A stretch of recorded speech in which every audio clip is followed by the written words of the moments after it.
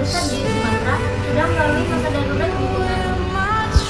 Penebangan pohon, pembukaan lahan, serta lemahnya pengawasan sehingga dapat memicu bencana berulang seperti banjir bandang, tanah longsor, hingga hilangnya keanekaragaman hayati. Fenomena krisis ekologi di Aceh.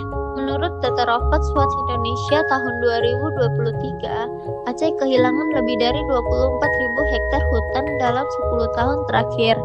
Tahun 2023 saja, deforestasi mencapai 3.092 hektar, peningkatan tajam dibanding tahun sebelumnya. Hilangnya tutupan hutan memperburuk krisis ekologi.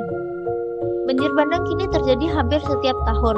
BNPB mencatat lebih dari 53 kejadian banjir di Aceh sepanjang 2022 sampai 2023, dengan ribuan warga mengungsi dan ratusan rumah rusak. Penyebab utama krisis lingkungan di Aceh bukan terjadi begitu saja. Ada beberapa penyebab utama. Yang pertama ada penebangan hutan, deforestasi. Illegal logging masih marak terjadi. Banyak kawasan lingkup berubah menjadi lahan perkebunan dan tambang. Tanpa akar pohon, tanah tidak lagi mampu menyerap air hujan. Yang kedua, ada aktivitas industri. Sebagian wilayah Aceh mengalami ekspansi industri, terutama sawit dan tambang.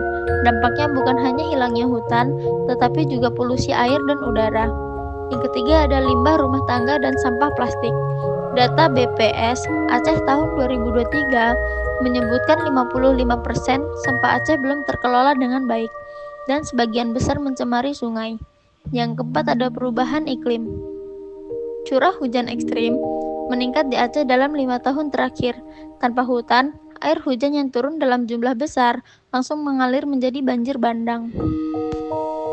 Dampak jangka panjang.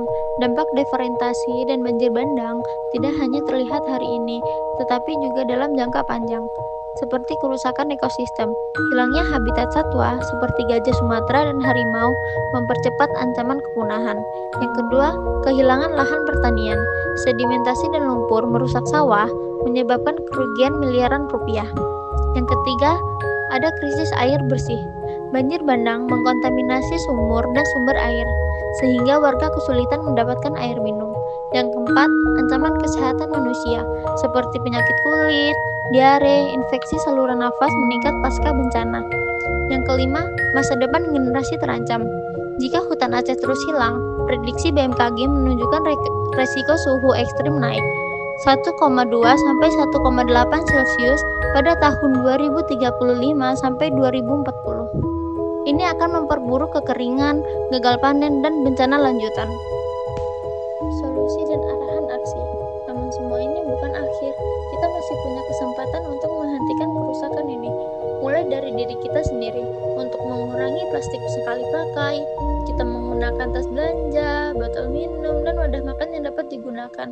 Dan juga kita dapat bisa menanam pohon per tahun mulai dari halaman rumah kita sendiri atau pekarangan banjir. Yang ketiga itu kita dapat menghemat listrik dan air, mengurangi beban emisi dan tekanan terhadap sumber daya alam.